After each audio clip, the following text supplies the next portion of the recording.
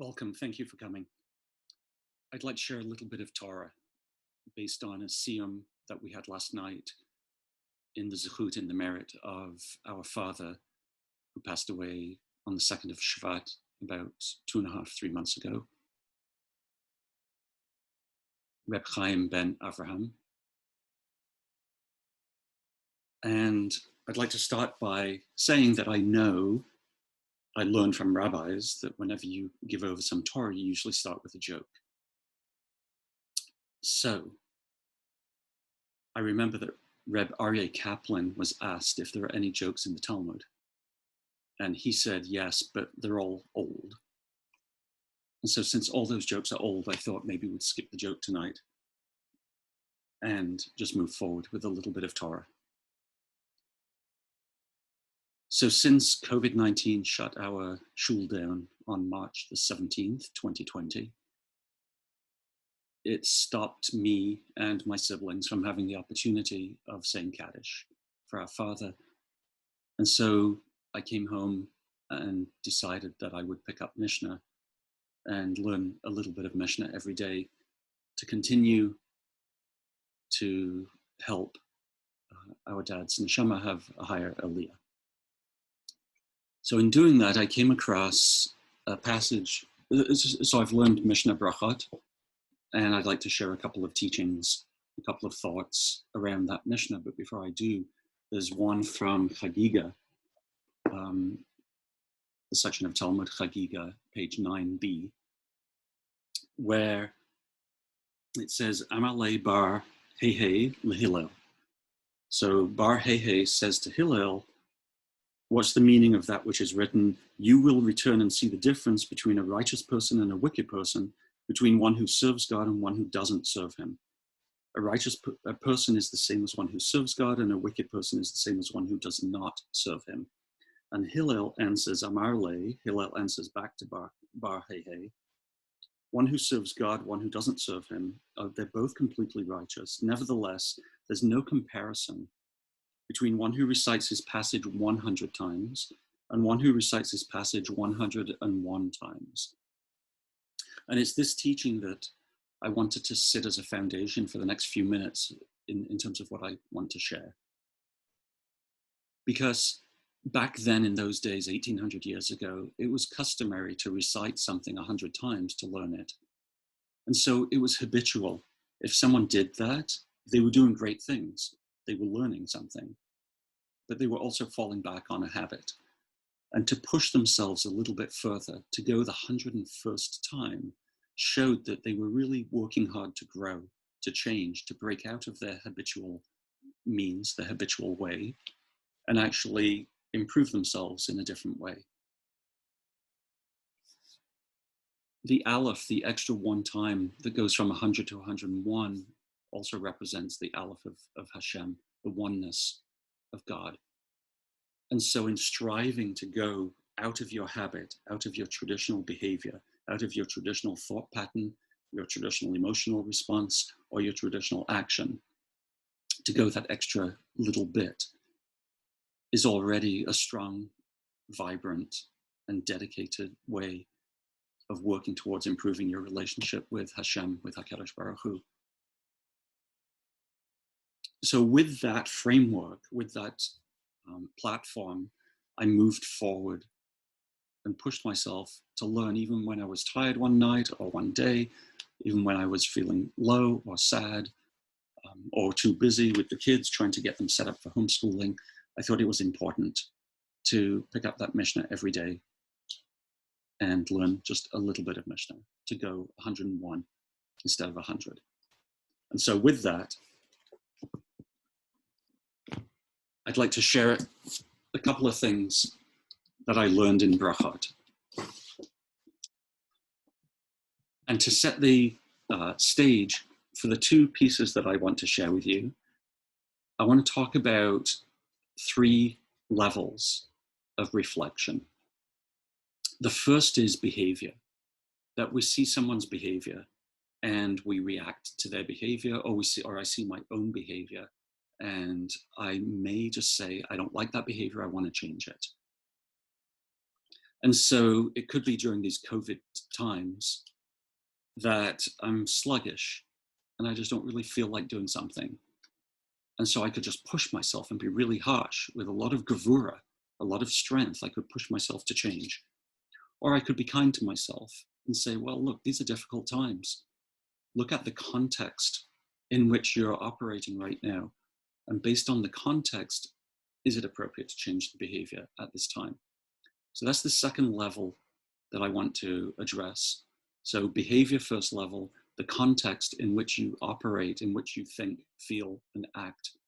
And then finally, the underlying truth. So for me, the underlying truth was that I wanted to honor our dad. And so when my behavior was, now I'm tired, I want to go to sleep. I want to just sit on the couch and veg. I want to go to Netflix or something like that. I would then drop down to the context. And I'd say, well, these are tough times right now. And I feel like I need to just give to my body and give to myself, give to my soul, and give myself a break. And then I drop down to the third level and say, okay, but what's my underlying truth? My underlying truth is that I really want to open my heart to this process of grieving and this process of helping our dad's neshama elevate even higher. And I wouldn't always push myself. I wouldn't always say, okay, this has to happen. I would actually look at all three levels and just feel what the most important level was. And I'd make sure that I wasn't rationalizing, that I wasn't just staying in the thought level and say, well, but it's okay because ... just to make sure that what I was doing was authentic and true and met my underlying truth. Good. With that, the first Mishna that I want to share is chapter 4, Mishna 3. Rabban Gamliel Omer. So Rabban Gamliel says, V'chol yom mitpalel adam shmona esrei. This actually isn't the first Mishnah I want to share. This is the second Mishnah I want to share. So the first Mishnah that I want to share is Rachatz B'layla Harishon Shemeta Ishto. So the same Rabban Gamliel was bathing on the first night following the death of his wife. Amru lo talmidav. So his students said to him, Lo lamadtanu Rabbeinu. Didn't you teach us, our rabbi, she'avel asur lechatz, that a mourner is forbidden to bathe? Amar lahem, he said to them, Eini kisha kol adam. Istanis ani. I'm not like the rest of those other people. I'm a delicate person. So there's a custom to not bathe, not shower in hot water to derive pleasure during the first 30 days of being a mourner during Shlushim. And so that's what his students were questioning. Rebbe, how is it that you're taking a hot bath like a day after your wife dies? And he says, no, I'm a delicate person. I'm not taking it for pleasure. I'm taking it because if I had a cold water bath, I would suffer. And I'm not supposed to suffer. I'm just not supposed to have pleasure. So pre-COVID, I might have read that Mishnah and thought, wow, that's such a rationalization. How could he say that? He's human. He rationalized. And now in this time of COVID, where I have to say, who am I true? Who am I truly? What is my underlying truth right now?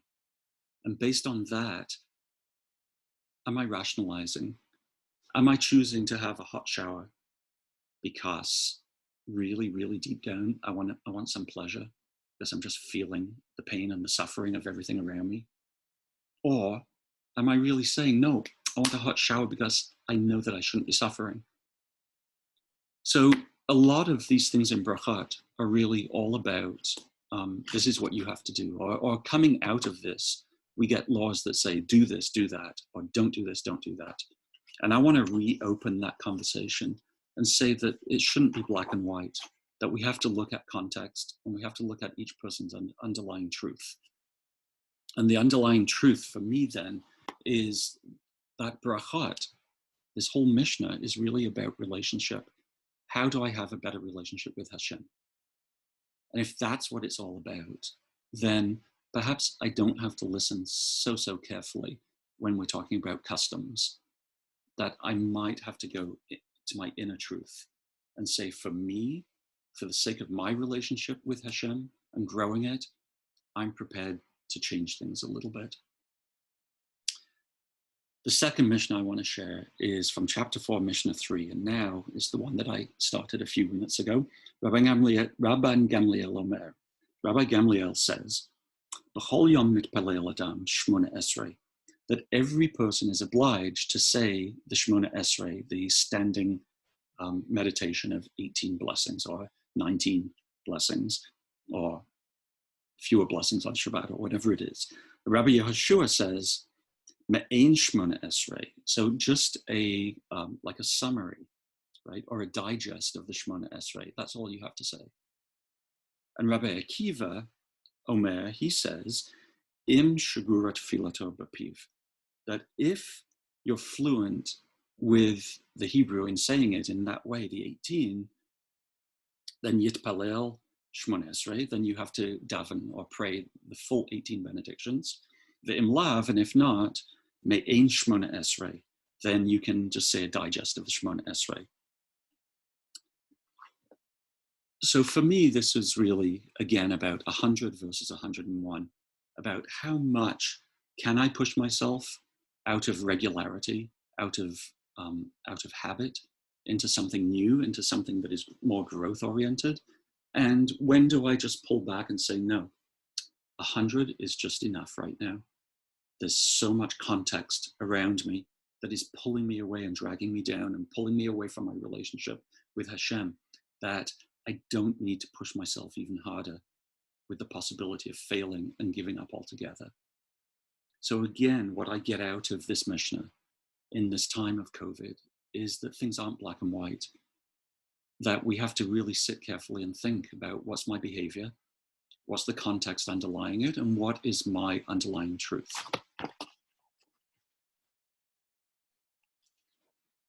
So those are the two teachings that I want to share from Mishnah Berachot. And that's sort of what I shared last night at the Siyum. And I hope this was useful for you, and I wish you many blessings.